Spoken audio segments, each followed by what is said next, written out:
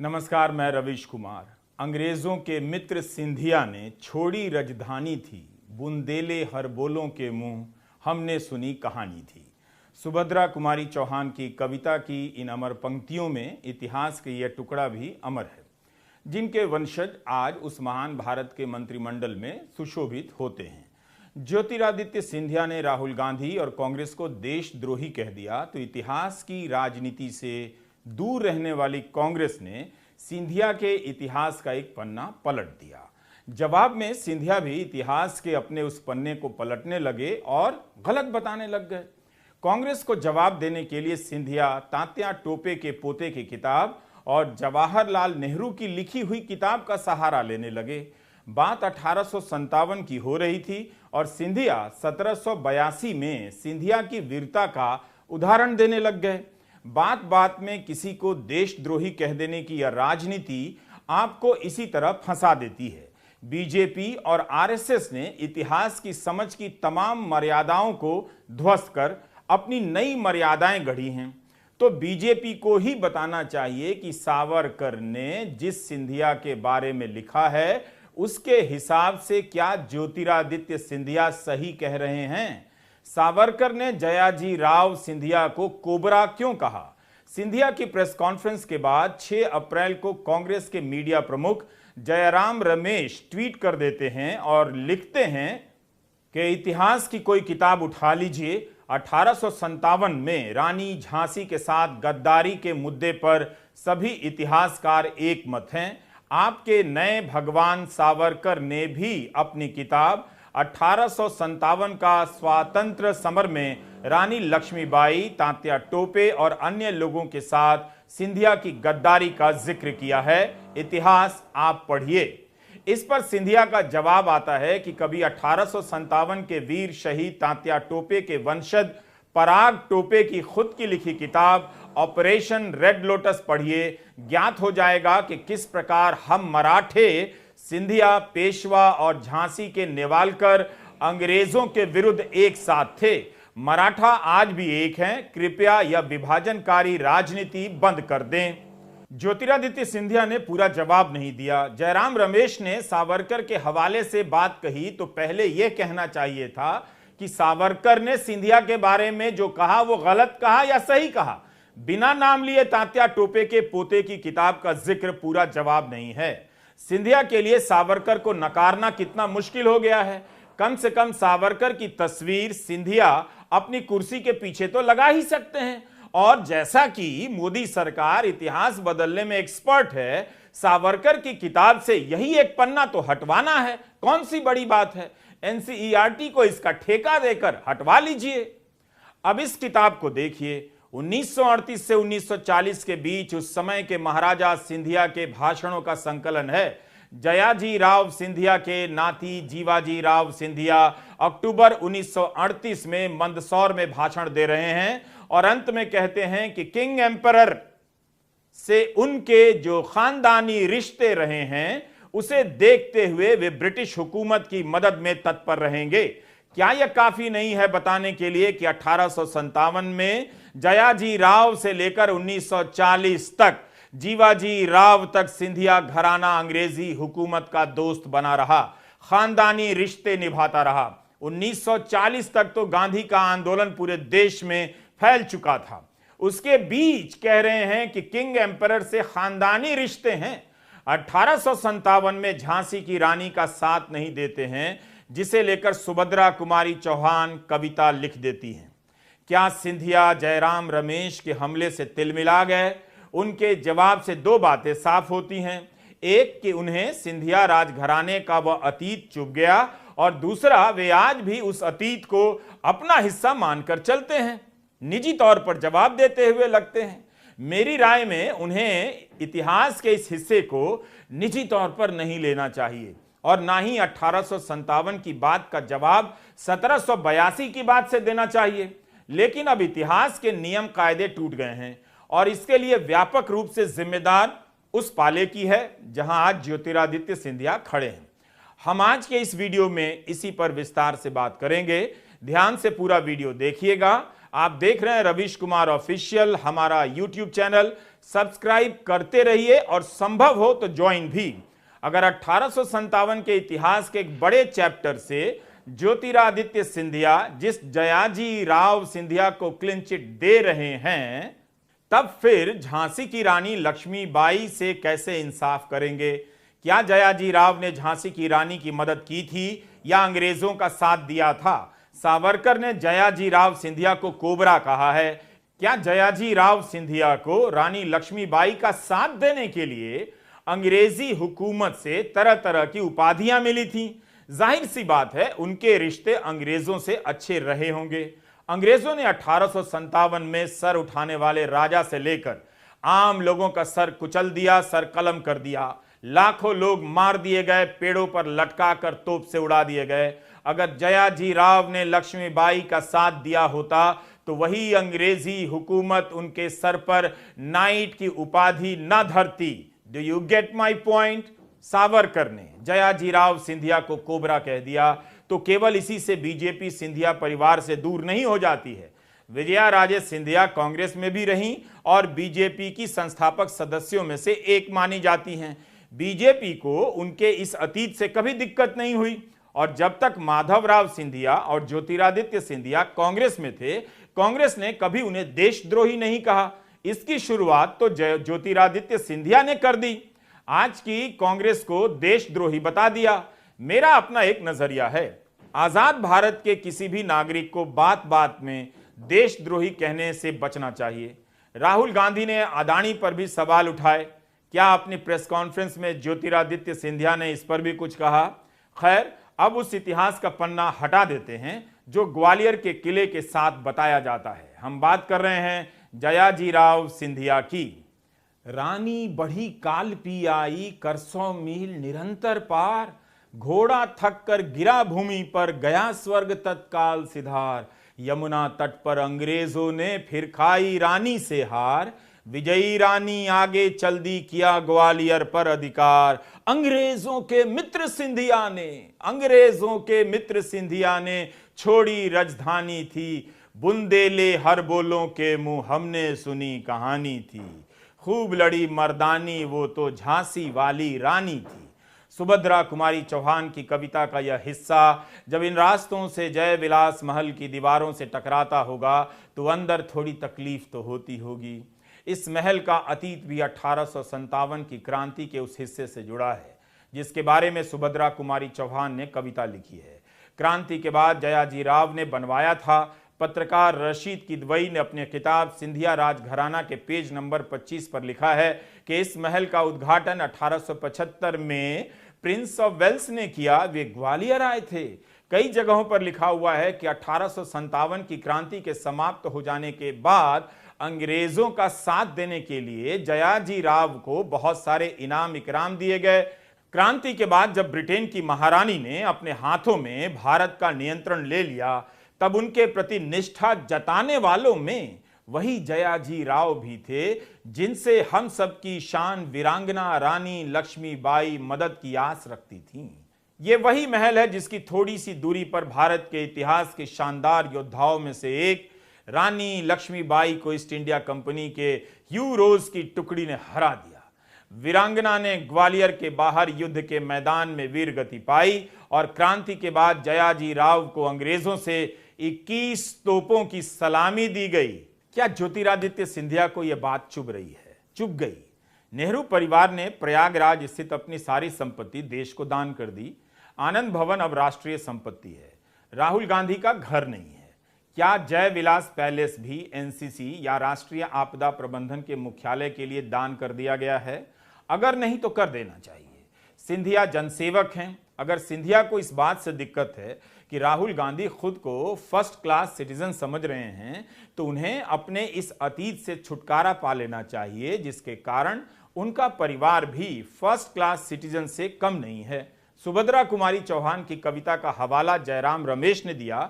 वैसे आज IT cell वाले उनकी इस कविता को ट्वीट नहीं करेंगे भी तो इस हिस्से को नहीं ट्वीट कर पाएंगे।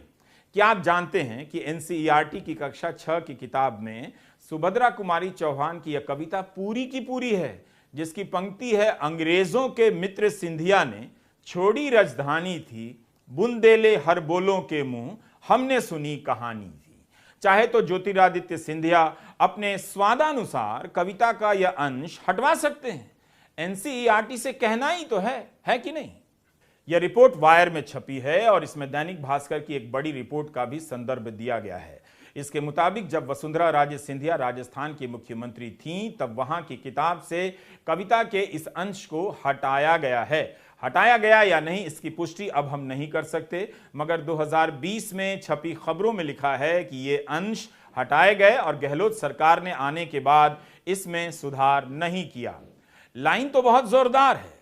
अंग्रेजों के मित्र सिंधिया ने छोड़ी राजधानी थी, बुंदेले हर बोलों के मुंह, हमने सुनी कहानी थी। इस कविता के सम्मान में आप किसी दिन शाम 5 बजे बालकनी में आइए और थाली बजाते हुए पूरे देश में गाइए कि अंग्रेजों के मित्र सिंधिया ने छोड़ी राजधानी थी, बुंदेले हर बोलों के मुंह, हमने सुनी कहानी थी। आज के भारत में आप ऐसा करने की हिम्मत नहीं कर पाएंगे। हमारी कहानी जारी रहेगी। यह तस्वीर गजेटियर की है। इस पर लिखा है भारतीय गजेटियर मध्य प्रदेश, पूर्व ग्वालियर राज्य, गजेटियर अनुभाग, राजभाषा एवं संस्कृति मंत्रालय, मध्य प्रदेश शासन, भोपाल, 1996। इसका एक चैप्टर है गजेटियर रियासत ग्वालियर। हम इसका एक हिस्सा पढ़ेंगे। पन्नों के साथ साथ आज के ग्वालियर की तस्वीर भी दिखाएंगे ताकि कहानी रोचक बनी रहे, जिसके बारे में सुभद्रा कुमारी चौहान ने लिखा है कि अंग्रेजों के मित्र सिंधिया ने छोड़ी राजधानी थी, बुंदेले हर बोलों के मुंह, हमने सुनी कहानी थी। तो जनाब, गजेटियर में यूं लिखा गया है कि गदर के जमाने तक महाराजा सिंधिया बिल्कुल लड़के थे और यह निहायत गौर के काबिल सवाल था कि वह क्या करेंगे। महाराजा सिंधिया की उम्र थोड़ी थी और तबीयत पर जल्द असर होता था और दरबार के ख्यालात अंग्रेजों के बिल्कुल खिलाफ थे, लेकिन उनके पास 2 जबरदस्त मुशीर थे, मेजर चार्ल्स मैकफरसन रेजिडेंट और सर दिनकर राव, जिनकी अक्लमंदी और दृढ़ता ने महाराजा सिंधिया को यह साबित कर दिखाया कि मुआमले चाहे जैसे खिलाफ क्यों ना नजर आवे, आखिर में अंग्रेजी फौज ही फतह पावेगी। महाराजा सिंधिया ने खुद अपना बॉडीगार्ड मिस्टर क्लेविन को आगरे में दे दिया। आगे लिखा गया है कि 14 जून को कंटिंजेंट ने मुरार पर बलवा किया और रेजिडेंट आगरे जाने को मजबूर हो गए, लेकिन अपने जाने से पहले वो महल तक पहुंच गए और महाराजा सिंधिया के दिल पर इस जरूरत को बखूबी नक्श कर गए कि रियासत की फौज और कंटिंजेंट इलाके ग्वालियर के ही अंदर रहें। इस तौर से वो पॉलिटिकल फतह हासिल कर ली कि जिसके बगैर हिंदुस्तान का हाथ में रहना नामुमकिन था। आगरे से मैकफरसन रोजाना महाराजा और दिनकर राव से खतो किताबत करते रहे। महाराजा को रेजिडेंट साहिब पर ऐसा भरोसा था कि वो बड़े धीरज के साथ फौज के बुरे भले कहने को जो अंग्रेजों से लड़ने पर जोर दे रही थी सुन रहे थे। 30 मई को तांतिया टोपे और लक्ष्मीबाई रानी झांसी ग्वालियर में आ मौजूद हुई और महाराजा सिंधिया से साथ देने के लिए कहा। महाराजा जयाजी राव ने सिर्फ इनकार ही नहीं किया बल्कि आगरे से फौज चल पड़ी थी, उसका इंतजार भी ना करके अपनी फौज से मुकाबिला पर आमदा हो गए। लेकिन इनका 1-2 सिपाही मराठा बॉडीगार्ड के दुश्मन की तरफ जा मिला और वह दिनकर राव को लेकर आगरा चले गए। यह गजेटियर में लिखा है। आगरा चले गए या आगरा भाग गए, विवाद होता रहता है।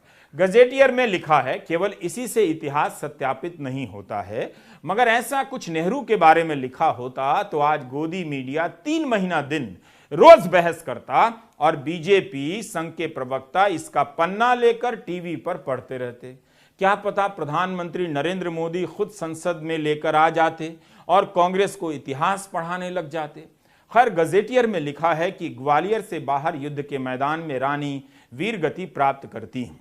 प्रोफेसर हरलिन सिंह ने रानी झांसी पर काम किया है। उनकी किताब है the Rani of Jhansi, gender, history and fable in India. यह किताब कैम्ब्रिज यूनिवर्सिटी प्रेस से छपी है।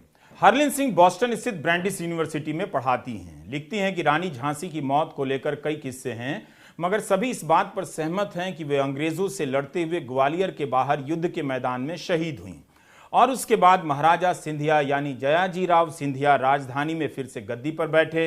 अब हमारे हाथ में यह किताब है, सिंधिया राजघराना, जिसे रशीद किदवई ने लिखी है। मंजुल प्रकाशन से छपी है यह किताब। इसमें बहुत संक्षेप में लिखा है, जिसे मैं पढ़ना चाहता हूं। पेज नंबर 28 पर रशीद किदवई लिखते हैं कि जहां रानी लक्ष्मीबाई और तात्या टोपे जैसे अन्य लोग अंग्रेजों से लड़ाई लड़ रहे थे, वहीं जयाजी राव जो उस समय 22 साल के थे, उन्होंने आगरा में ही रहने का निर्णय लिया। उन्होंने अपनी फौज को तटस्थ बने रहने और किसी के भी पक्ष में नहीं लड़ने के आदेश दिए।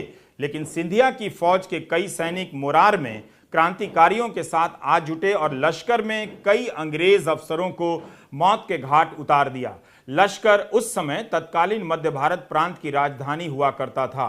तब कई मराठा सरदारों ने जयाजीराव से अंग्रेजों के खिलाफ खुलकर सामने आने का आग्रह किया, लेकिन उन्होंने अलग अलग बहानों की आड़ में अपने बागी सिपाहियों को अपने राज्य की सीमाओं तक ही सीमित रखा।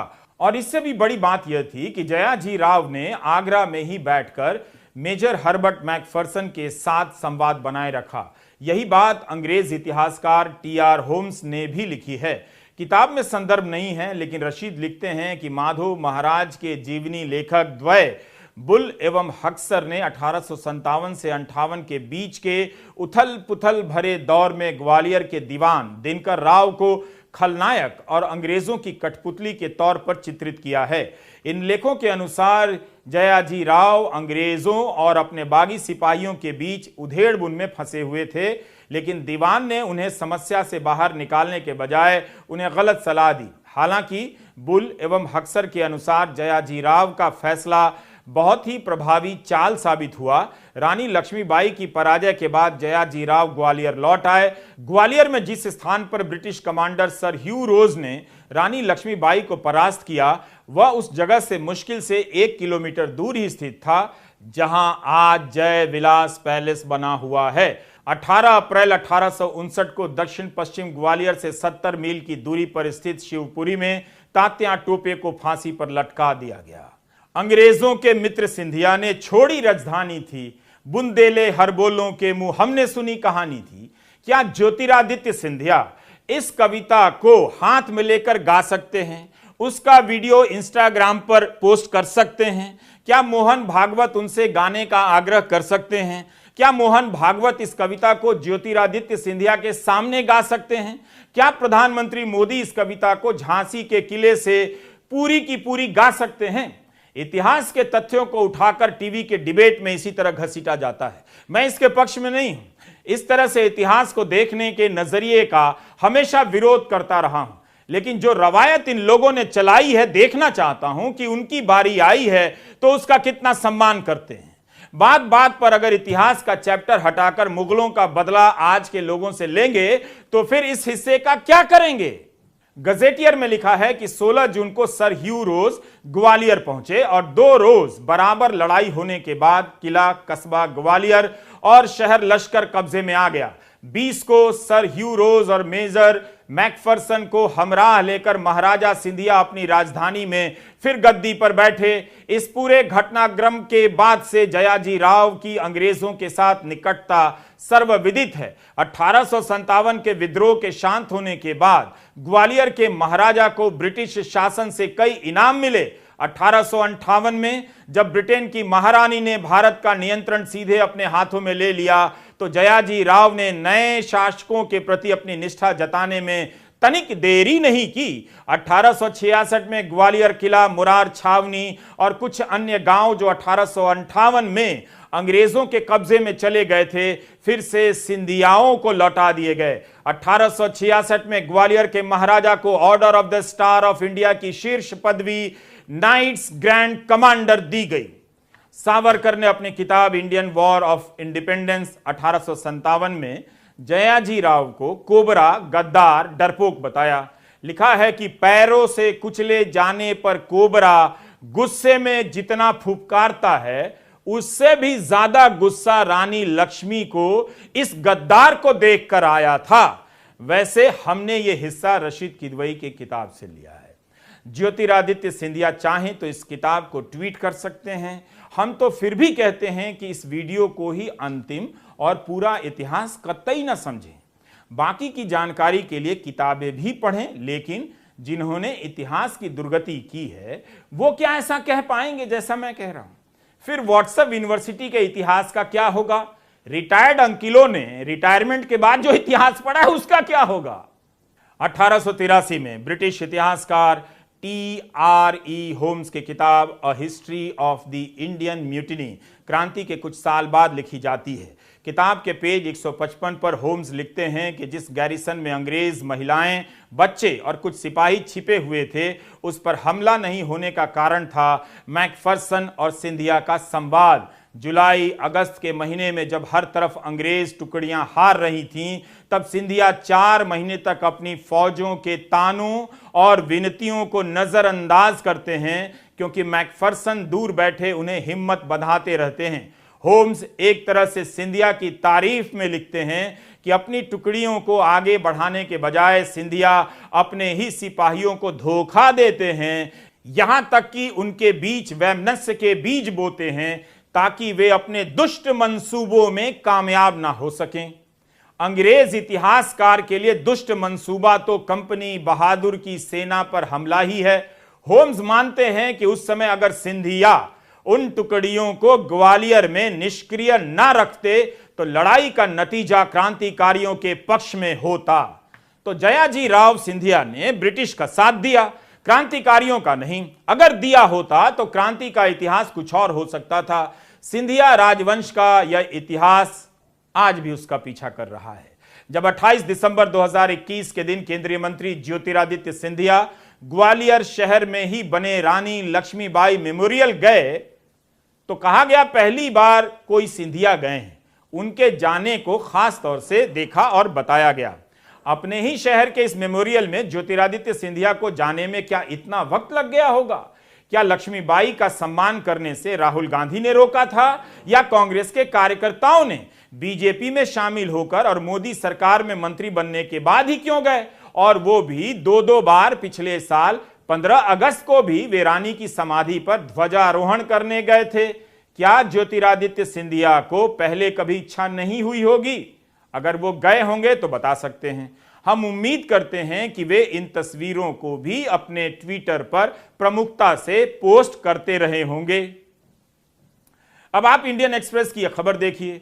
2006 में इंदौर में जब वसुंधरा राजे सिंधिया को रानी लक्ष्मीबाई की प्रतिमा का अनावरण करने के लिए बुलाया गया तो उनका भारी विरोध हुआ, काले झंडे दिखाए गए। सारा इतिहास यहां नहीं बताया जा सकता, काफी कुछ छूट गया है, छूटेगा ही।